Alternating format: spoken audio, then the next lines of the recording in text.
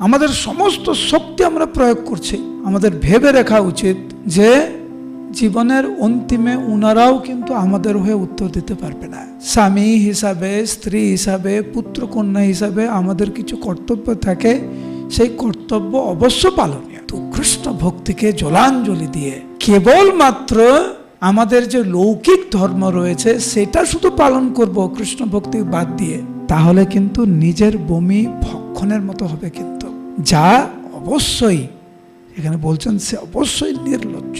ভারত ভূমিতে মানুষ জন্ম হইল যার, জন্ম সার্থক করি কর পরোপকার। এখন সময় এসেছে মানব জীবন সফল করার, ভালো ভক্ত হওয়ার সময় এসেছে।